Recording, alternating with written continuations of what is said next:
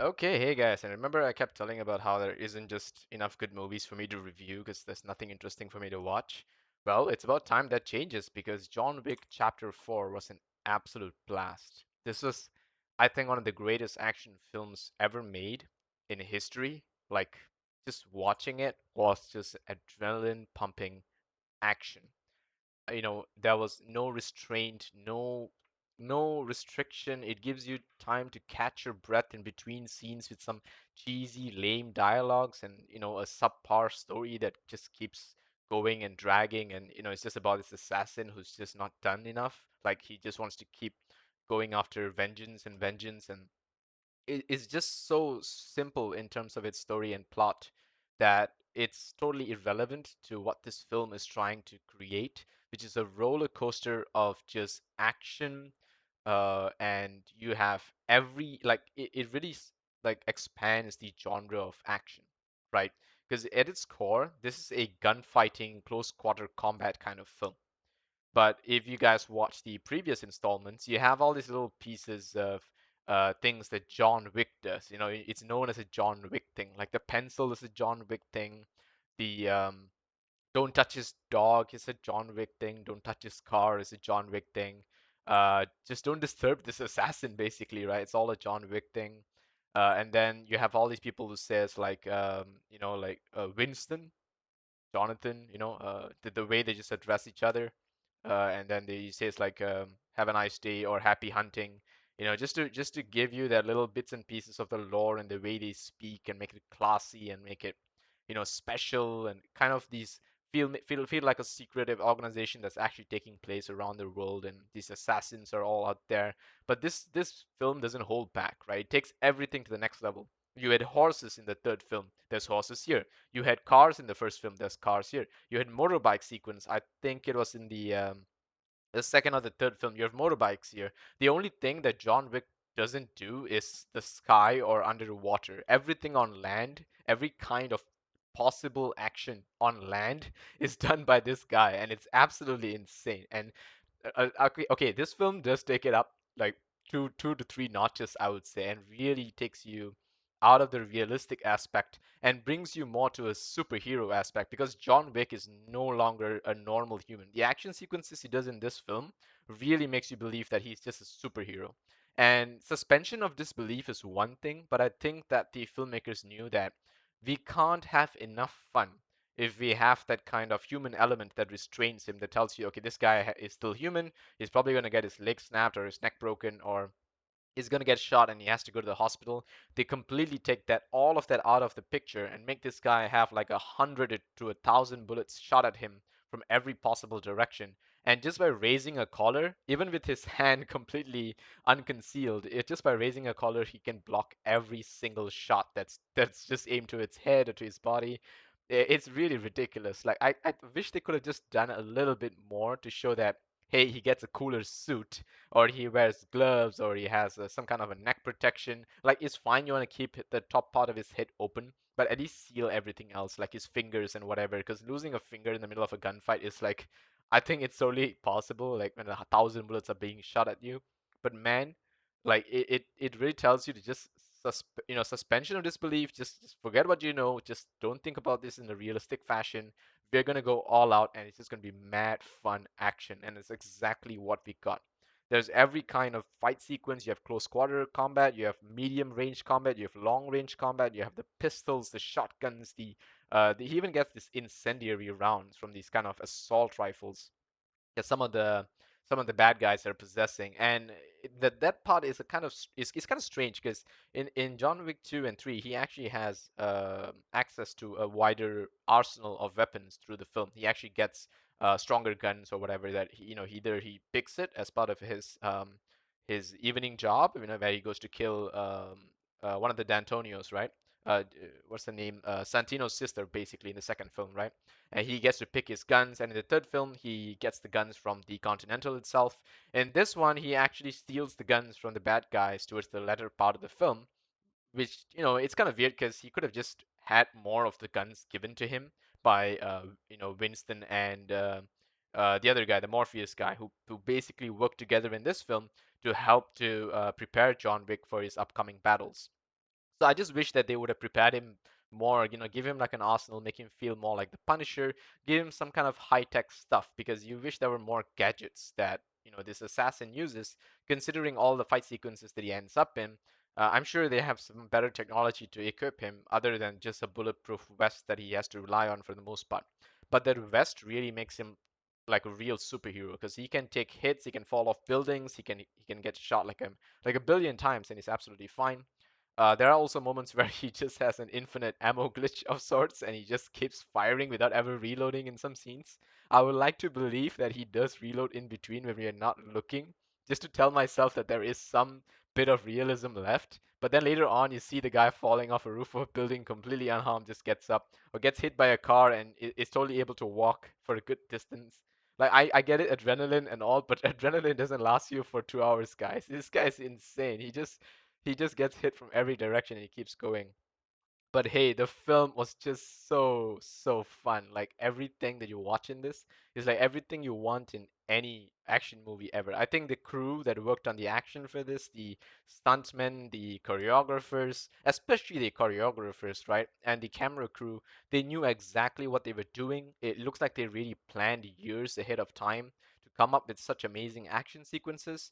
There was especially this amazing one shot that takes John Wick from the angle of between a stairway all the way up into a sort of a top-down view that makes you feel like you're looking at some kind of a real-time strategy game where you see the player shooting in a 2D sort of format from above, right? And to make sure you can identify between him and the enemies he's shooting, he gets a hold of the incendiary round, so every enemy he hits sort of catches fire. And it reminds me about one of these alien shooting games. It's a 2D kind of game, but it totally reminds me of that, where it's a top-down shooter and you shoot your way across through these kind of different grids, I would say, of rooms. And John Wick just goes room after room shooting people, and it's absolutely insane. There are knife fights, knife sequences, a lot of judo throws. Yeah, it's just absolutely crazy. Like it's madness. Like I was so glad I went to watch this in the cinemas, and I didn't make the mistake that I did with Avatar too, which is I didn't get a chance to watch in the cinemas, and I probably have to wait for a really long time before the DVD or whatever comes out. But I'm so glad I went for this film.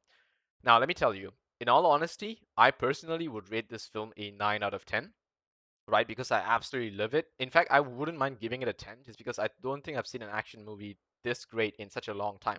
The only downside to it is that it really lacks the realistic aspect and goes super fictional towards the way this guy can sustain himself. Like he doesn't even need friends. There are some people who are you think are potential allies for him, but they don't really end up as his true allies. More than often, they are either after him or they're some kind of rivals, or they end up in the wrong side of the fight. And it's really just John Wick against the world, and it's pretty insane. Like you really don't believe that one guy with the 40 million bounty on his head can do all of this without some kind of backing of an organization or better gadgets or better tools or better armor, armor or whatever, right? But he manages to do it somehow. So yeah, I really personally feel that it's just so fun that I really want to give this all the stars I can. But to be realistic, this film really takes away a point for realism. It's just not true enough. They could have thought of so many ways of making it more genuine, more what do you call this? Ingenious. Think of things that probably like we get it. James Bond has his gadgets. You could say Batman has his gadgets. Some kind of thing that you could say that John Wick has that no one else has, other than a man of commitment or whatever, right? Like we get it, he's committed. That's fine, but you still can get shot and die. Like there has to be some way to show that why he is exceptional other than just his skills. Like maybe your skills can help you against 100 people, but this guy goes up against hundreds, like two, three hundreds of people. I think they should have just given him a better armor or something like that. So the realism is really lost in that sense.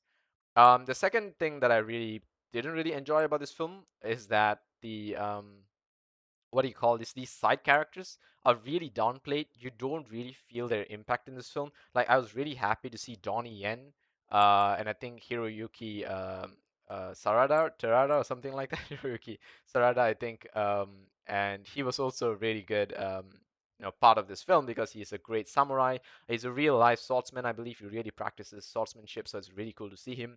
Donnie Yen, as we all know, the legendary Ip Man, the man who brought back modern kung fu. It's really nice to see him on film, but I felt that their roles were just not good enough. There was one more guy. I really, I swear, I don't remember his name. Let me just look it up here. Let's see. Yeah, Hiroyuki Sanada. Oh, Sanada. Okay, my apologies about his name. Shamir Anderson. Um, as his self. Really? Uh, why does it say self guest? Okay, never mind. I think the names are a little bit off here. But yeah, Shamir Anderson, he had an interesting role. He was like this guy who's looming in the background, always lurks and tries to. He wants to capture, what do you call this, John Wick, but he's waiting for the bounty to be high enough because he really wants to earn a lot out of this single kill which he relies on. It's a really weird habit for an assassin, especially in the cases where he also attacks the people who are attacking John Wick because he wants the bounty all for himself.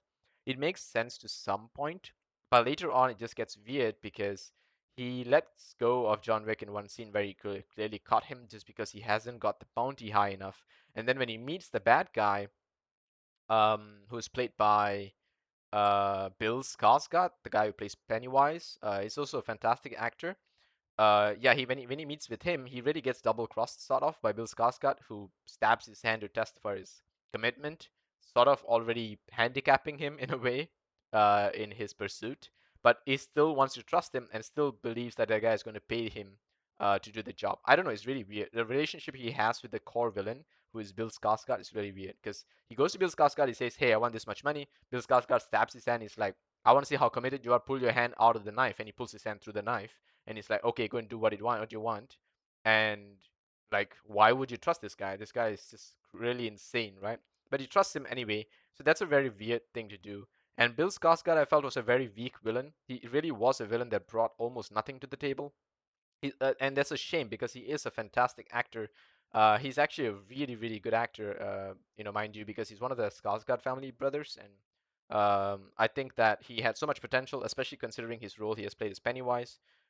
They could have shown that he was special at something other than just being the guy who tells other people to do things. Because even when John Wick challenged him to what they call some kind of a traditional duel, which apparently if one of the people in the high table is challenged, they have to take the challenge on, and it can only be done by members of the family. So Keanu Reeves goes to restore his relationship with the Russian family that he's from, the mafia family that he's from. But when he challenges Bill Skarsgård instead nominates what do you call this Donnie Yen to fight for him instead of taking on the fight by himself, which is a very weird decision to make. I'm really not sure why they went with that, but yeah, it was what it was. Give me a sec. Let me just all right, apologies. I realized I was actually looking at the wrong John Wick Chapter 4 for whatever reason, but this is the actual page which I flipped to, so I removed my rating from the other page to come here. But yeah, okay, so he actually nominates Donnie Yen to fight for him instead of taking on the fight by himself. That'd be Marquis, Bill Skarsgård. And I don't understand why. Like, they could have at least shown that Bill Skarsgård is like, hey, you think that I'm going to nominate Donnie Yen to fight for me, but guess what? I can actually fight by myself, and I'm actually a dangerous assassin too, which is why I'm, one of these mafia dons who's in charge of this family. And that would be at least something interesting to see because he's totally not believable to be the head of some kind of a villain family. There's in fact one more guy who looks like a kingpin. Um, I'm not sure which one he is, but that guy was pretty awesome. He really looked like embodies the idea of a kingpin kind of figure where he's just huge, he's just big, he's just strong, and you can really believe this guy is menacing. Like if you were to corner him in the street, he would beat the crap out of you. Believable? Yeah, that guy's totally believable. And aside from that, what do you call this? He also he had one weird thing. Anyway, I'll get to him later. So Bill Skarsgård, not a good villain. That's the downside.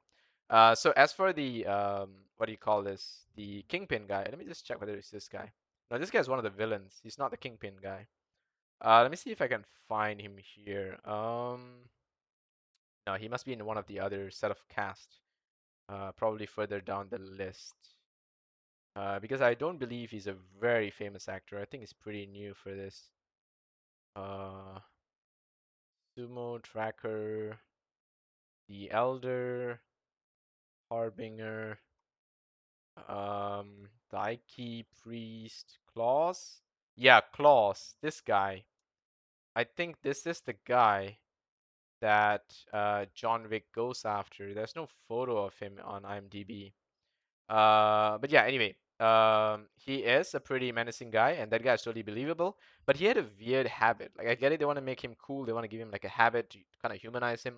It could have been smoking. It could have been some pipe, smoking or something like that. Cool. Instead, they give him an inhaler, make him an asthma patient, which is totally not like doesn't make sense for him to be able to fight and be an asthma patient. What they could have done instead is shown that the inhaler is some kind of drug that he's inhaling, which is what makes him strong, or something like that. That would have been cooler to show that that guy is actually superhuman because he's taking in some kind of drug. And John Wick probably has to take that same drug or what, or find another way to kill the guy because he's pretty strong or something. But they don't really go through that. So the villains were the weaker part of this film. John Wick going through 100 men was the better part. The villains were really weak. I think the only real cool parts are probably Hiroyuki Sanada, Donnie Yen. Yeah, these two guys were great. Bill Skarsgård, a weaker villain. Ian McShane was just great. I think he performed the role of Winston exactly the same. He has his sense of humor, his sense of sort of sarcastic comedy, which he does every now and then. Lawrence Fishburne, yeah, there we go, the Matrix guy, Lawrence Fishburne. He was great. He did his part as well. They didn't have such major roles in this film as they did in the third one. And R.I.P. Lance Reddick.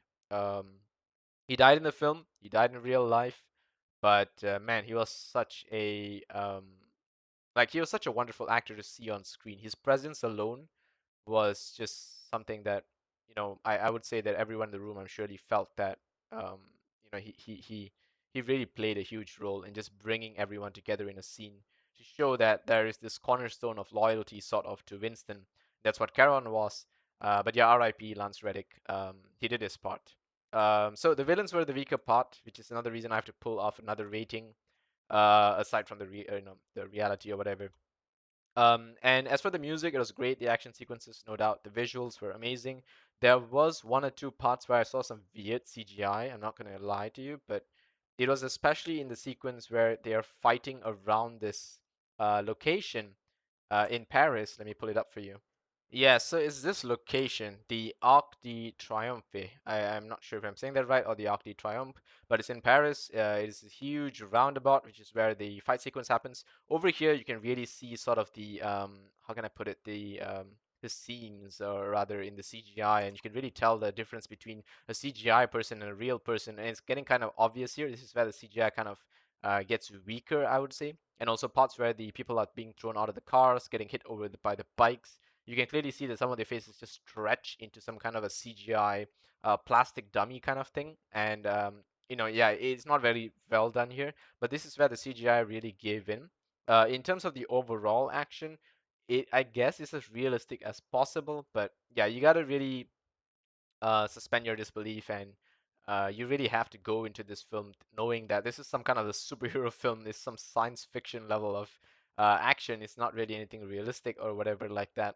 And also, there's no real intimate fight sequences in this film where it's just. If you guys watch the third film, there's a fantastic sequence where John Wick is taking on like these two or three guys in a shop with a bunch of axes. And what makes that scene very intense and cool is that the music actually drops and stays quiet for you to just focus on the action itself. So all you hear is these people struggling, growling at each other, throwing axes, shouting and fighting and punching. It's very intense, and you don't get that kind of an intimate fight scene in this. Here it's very much so. We gotta move, move, move, music, move, move, move, and then it cuts to some lame ass dialogue in between just to slow things down, and then continues. And that's the other problem I have with this film, which is the dialogues. The dialogues are just not good enough. Everything is just simple and cheesy. And I would say it's pretty much the same as the previous John Wick films. It's nothing really special. And that kind of weakens the film up a little bit. So yeah, those are the 3 points that I can really take away from this film. Other than that, a sense of entertainment that it has is really intense. It's really great. It's amazing. Keanu Reeves, man, you have done your best. This is such a great, great film. I don't want to spoil the ending for you guys if you guys have not already watched it, because I can also see there's not that many reviews, 33K, which means that this film is going to definitely reach 100K by the next week, and I'm sure a lot of people would have watched it by then. Probably I will go more into spoilers and details, but I think I've given enough information to say that there are some people who die in this, and a lot of the other times it's just raw action and it's focusing very much on it. There are also some other really unrealistic moments where there's this girl Akira, who's like the daughter of Shimazu, and she apparently can take on this huge guy who I think even John Wick would have had trouble with. And yeah, you can see John Wick actually struggling to fight certain big dudes in like the second and third films, where he has to find alternative ways to beat them and kill them. One guy he shoots his kneecaps or something. The other guy he uses like a string or rope or something to kill him. But Akira can all of a sudden amazingly take out an entire huge dude, which doesn't make any sense because she doesn't use any special means or any assassin stuff. That's another thing, right? The assassins never use anything like poison or simple things that will kill a person, right? I get it, a bullet works. But gas poison, that's equally deadly because you can't dodge gas poison that easily. You can't really block it, and most of these people have bulletproof vests, so you can block bullets, but their faces are always open. A spray of a little bit of gas, they inhale it, you punch them in the stomach or whatever, and they're pretty much dead. So it's very strange that they don't have simple assassin equipment that you would expect assassins to have. Yeah, it's just another strange thing about this film. I really do want to take out more points by being more harsh on this film, but man, I loved it so much that I really want to hold it here. So as I said, personally for me, it's a 10 out of 10. It's one of the greatest action films I've ever seen. But 7 out of 10 is the official rating, I would say, to be safe and to be right. This film is not going to win any Oscars for its story, its acting, and none of that stuff. This is just a raw action film. If it wins an award, it should definitely win for the action choreography, stunt, and yeah, pretty much these things. I don't think makeup or anything like that is that special. And there are problems with the CGI in certain moments. I just don't want to be too harsh with it. But if you guys have not already watched it, I highly recommend you watch it. I might even go and watch it a second or a third time because it's just so freaking fun. And sometimes I just want movies like this to just come out and just absolutely obliterate everything else in cinemas because they deserve to be there. This is the film that tells you that hey, I don't have to be the greatest writer. I don't have to call out any identity politics. I don't have any bullshit to show you. I'm just going to give you fun. Just loads and loads of fun. What are you going to do about it? Just shut up and watch. And that's what I want to do. And it's so freaking amazing to be part of a film like this. So yeah, that's my review of this. Pretty much just me fanboying over this amazing film, I guess. But yeah, it's been such a while since we had the opposite to serious films, which is films that are just pure fun. Films that don't have all these identity politics, all this racial politics, none of this bullshit, right? Just go out there, have fun. Like we get it. You want to have a diverse cast or whatever, great. Introduce them the way John Wick does it, because John Wick introduces them by showing you that these people are in charge of the Tokyo Continental, right? So it makes sense that they're Japanese people in charge of the Japanese Continental, and they are guarding themselves in that area, and these other Americans are invading it. Um, I believe Marquis is like what French or something, right? So it's so cool to have a diverse cast introduced naturally into the film by making the character travel around the world, thus introducing new places around the world, new cultures. Yeah, I only wish they showed some food or something like that. That'd be pretty cool. But man, this film really takes you traveling. You go to so many different locations. Even within France, you go to so many different beautiful locations. All key locations. If you're a traveling person, I think you'll know all of these locations by heart pretty much. But yeah, it's all very beautiful, very well done. And I really want another film. Is all I can say. And I really hope there are more films like this as well. But man, after John Wick Chapter 4, it's gonna be really, really difficult for another film. Not impossible, but really, really difficult for another film to meet its level or be close to the spotlight of John Wick Chapter 4. I think this film is gonna be the best action film of this year without a doubt, and maybe the best action film for the past and next 10 years, unless there is a clear competitor. I think it can be done. There's definitely going to be a film better than this in years to come, but this really outdoes everything before and really it takes everything up by 2 to 3 notches. Like, it's good and it's bad in its own way. This is my rating. I don't want to go any harsher because I absolutely love this film. But man, if you are a fan of action films, this is a straight up 10 out of 10. Just go watch it. Don't question it. um, yeah, it's worth every penny that you're gonna spend for this film. It's so fun. Man, Keanu Reeves, mad respect. And Chad Stahelski, it's just kudos. Like you really got my applause. It's just super. Like, don't stop doing whatever you're doing. This is insane. So yeah, that's it for me for this one. Thank you so much for watching. I'll see you guys in the next one. Take care.